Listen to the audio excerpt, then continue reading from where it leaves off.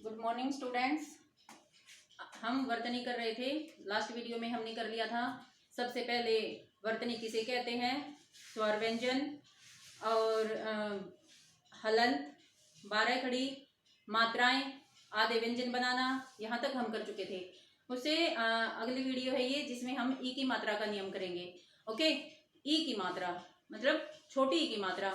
ई और ई का अंतर आप जानते हैं। ई का नियम तो ये है ई का नियम, जिसका चिन्ह ये होता है। ये किसी भी व्यंजन के आगे से लगती है। जो ई है ये किसी भी व्यंजन के आगे से लगती है। तो इसमें ई का नियम क्या कहता है, जब हम मात्राएं लगाते हैं, ई की मात्रा लगाते हैं, तो कहाँ बच्चे को कंफ्यूजन हो सकता है, ये सारे नियम हम बताएंगे। यदि किसी व्यंजन वर्ण के साथ, क्या बताया है, क्योंकि जो मात्राएं हैं वो स्वरों की होती हैं और लगती किसके साथ है, व्यंजन के साथ। यदि किसी व्यंजन वर्ण के साथ छोटी ई का मात्रा चिन्ह लगाना हो, छोटी ई का मात्रा चिन्ह ये लगाना हो तो, और उससे अगले वाला व्यंजन आधा हो, क्लियर है, अगले वाला नहीं, उससे पहले वाला व्यंजन आधा हो, तो वह छोटी ई का मात्रा चिन्ह उस आधे व्यंजन से पहले लगेगा। देखो क्या कहा है, किसी भी व्यंजन के साथ ई की मात्रा लगानी है और उससे पहले वाला व्यंजन आधा है, तो वो मात्रा जो छोटी की मात्रा है वो उस आधे व्यंजन से पहले लगेगी। देखो जैसे भ हलन जमा अ, क हलन जमा त हलन जमा ई। अब देखो ई को लगी है ना, ये जो ई है ये त को लगी है ना, जो ई की मात्रा है त के साथ लगी है ना। लेकिन जब हम इसको जोड़कर लिखेंगे तो कैसे लिखेंगे, भ हलन जमा अ, क्या बना, भ, और क कैसा है, क कैसा है, आधा। ओके, और त को छोटी की मात्रा लगी है, भक्ति। क्या ऐसे लिखा जाएगा, यही नियम कहता है कि किसी भी व्यंजन को हमने ई की मात्रा लगानी है और उससे पहला व्यंजन आधा है, तो वो ई की मात्रा उस आधे व्यंजन से पहले लगेगी। तो ये क्या हो गया, गलत। तो बना क्या, नियम के अनुसार कि कोई भी व्यंजन आधा है और उससे अगला व्यंजन पूरा है और छोटी की मात्रा उसको लगानी है, तो वो ई है जो उस कहाँ लगेगी, आधे व्यंजन से पहले। अब आधा व्यंजन क्या है इसमें, क, और मात्रा कहाँ से लगेगी, क से पहले। अब क्या बना ये, भक्ति। अब ऐसे देखे तो यहाँ लगनी चाहिए, लेकिन नियम क्या कहता है कि कोई भी जब किसी भी व्यंजन को हम ई की मात्रा लगाते हैं, उससे पहला व्यंजन आधा होता है, तो वो ई की मात्रा है वो आधे व्यंजन से पहले लगेगी। ठीक है, तो ये यहाँ न लगकर कहाँ लगेगी, यहाँ। ठीक है, तो ये हो गया रॉन्ग और ये हो गया सही। ओके, अब एक और शब्द देख लेते हैं। श हलन जमा अ, श आधा क हलन है। अब आधा कैसे है ये, क्योंकि अ स्वर नहीं छिपा है। क त हलन जमा ई। अब आप ही बताएं कहाँ लगाओ मात्रा, यहाँ, यहाँ नहीं ना। नियम क्या कहता है, आधे व्यंजन से पहले। तो कहाँ लगी, यहाँ। शक्ति कहाँ लगी, यहाँ। एक बार फिर से रब कर देती हूँ, अच्छा नहीं लिखा है, यहाँ आधे व्यंजन से पहले। शक्ति, भक्ति, मुक्ति, आप कोई भी शब्द बोल कर देख सकते हैं। ओके, तो उस आधे व्यंजन से पहले ई की मात्रा लगेगी। अब दूसरा रूल क्या कहता है, दूसरा नियम क्या कहता है, इसी प्रकार यदि आधे व्यंजन से पहले, अब देखो ये आधा व्यंजन है, इससे पहले यदि आधे व्यंजन से पहले छोटी ई का मात्रा चिन्ह लगा हो, आधा व्यंजन है, कोई भी आधा व्यंजन है, यहाँ लगा के दिखाया मैंने, उस व्यंजन से के साथ नहीं, छोटी का मात्रा चिन्ह उस व्यंजन के साथ नहीं बल्कि उससे अगले व्यंजन के साथ बोला जाएगा। अब देखो जैसे ये देखो, स्मित, स आधा व्यंजन है और उससे अगला पूरा व्यंजन, और उससे पहले क्या लगी हुई है, आधे व्यंजन से पहले क्या लगी है, ई की मात्रा। तो ये ई की मात्रा इसके साथ नहीं बोला जाएगा। देखो सिमत नहीं बोलेंगे इसको। क्या कहता है रूल, कोई भी व्यंजन है आधा और उससे पहले ई की मात्रा लगी है, तो वो ई की मात्रा इस आधे व्यंजन के साथ नहीं बल्कि उससे अगले पूरे व्यंजन के साथ बोली जाएगी। तो क्या बना, स्मित। सिमत नहीं बोलेंगे इसको, स्मित। ओके, इसको मैं करके भी दिखा देती हूँ। देखो जैसे स हलन आधा है ना, म हलन जमा ई। अब देखो बोली म के साथ गई है, तो जब इसका वर्ण विन्यास करेंगे, टुकड़े करेंगे, तो कैसे लिखी जाएगी, ह हलन जमा अ। आधा हो गया, ओके, और मी, ये हो गया मी और ये हो गया थ। तो स्मिथ ऐसे नहीं लिखा जाएगा, कैसे लगेगा? क्या कहा इसने, रूल क्या कहता है कि छोटी ई का मात्रा चिन्ह लगा हो, आधे व्यंजन से पहले छोटी ई का मात्रा चिन्ह लगाओ। ये है आधा व्यंजन, ओके, लगा हो, और मात्रा कहां से लगेगी? ये यहां से, स्मिथ। ये बोली किसके साथ जाएगी? ये म के साथ, स के साथ नहीं, ये म के साथ बोली जाएगी, ठीक है। तो ये बन गया स्मिथ।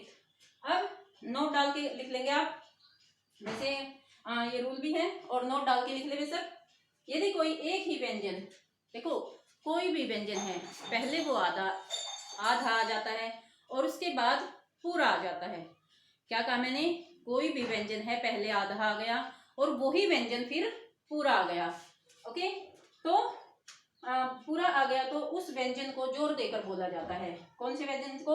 उस पूरे को, जो वो पूरा व्यंजन है उसको जोर देकर बोला जाता है। जैसे बल्ला, अब देखो यहाँ पे ल आधा भी आ गया, उसके बाद पूरा आ गया ल, तो बल्ला, ल को यहाँ पर जोर देकर बोलेंगे। शक्कर, ठीक है, शक्कर, क को यहाँ जोर देकर बोला जाएगा। कुत्ता, ता को यहाँ जोर देकर बोलेंगे। तो ये छोटी छोटी बातें हैं वर्तनी के अंदर। तो ये क्या है कि भाई इनको अच्छे से सीखना है कि जब हम वर्तनी के सारे नियम कर लेते हैं तो हमारे लिखने में और बोलने में कोई भी गलती नहीं रहती है। एक बार फिर से करवा देती हूँ मैं इसको। ई का नियम क्या कहता है?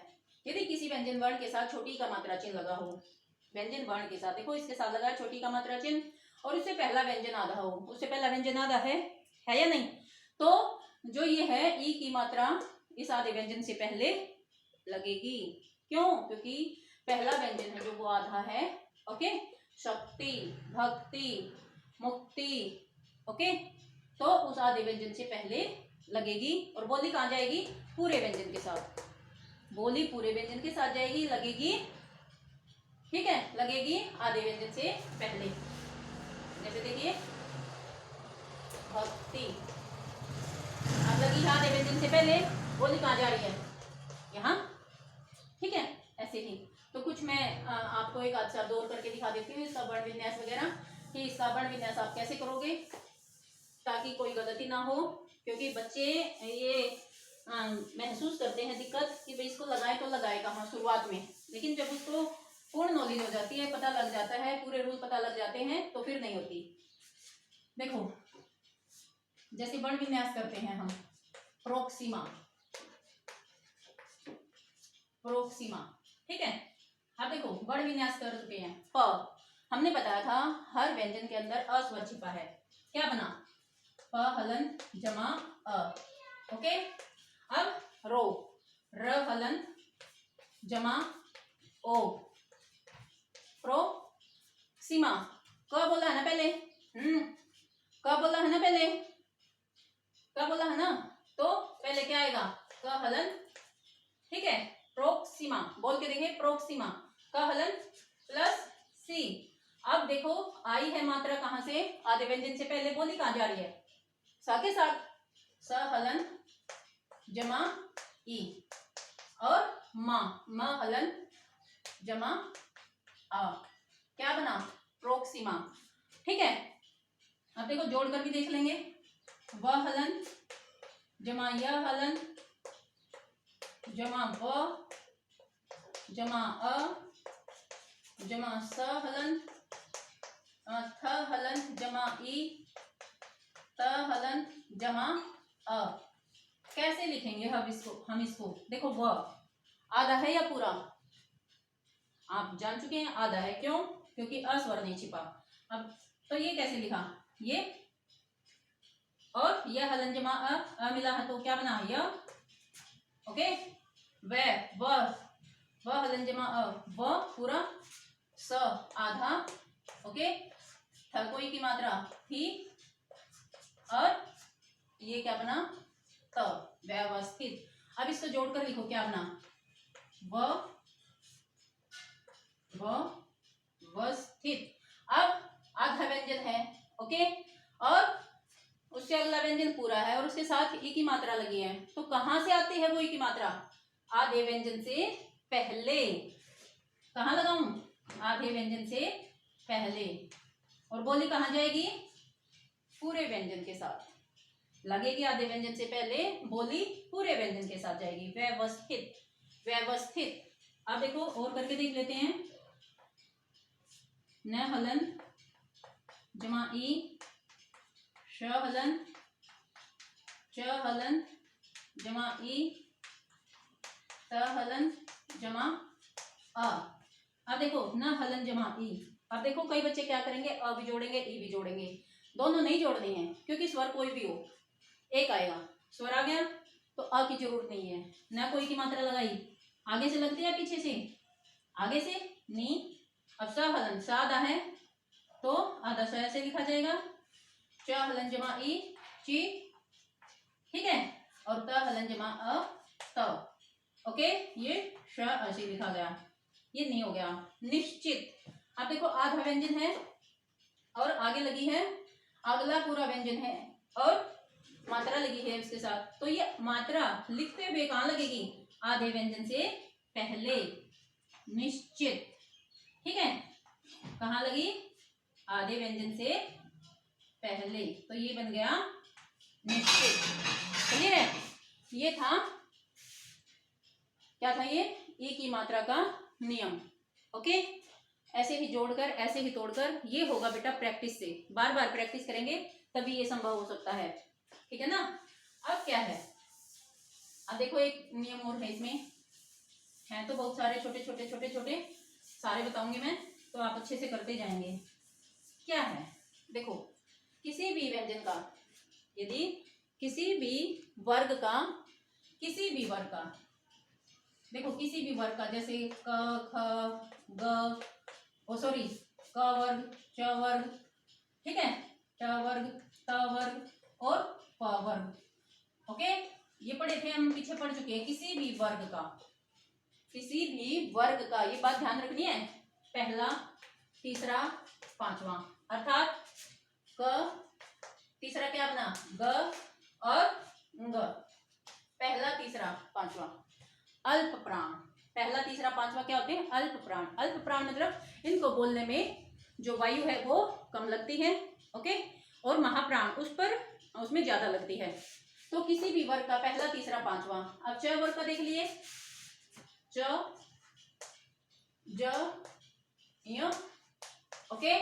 ट वर्ग का ट, ड, ण और त, द, न, प, ब, म। ये पहला, तीसरा, पांचवा ये हो गए। दूसरा, चौथा कौन से बचे? बचे दूसरा और चौथा। आपका में दूसरा क्या बना? ख और घ। चौथा बन गया घ, च, छ, छ, ज, झ, झ।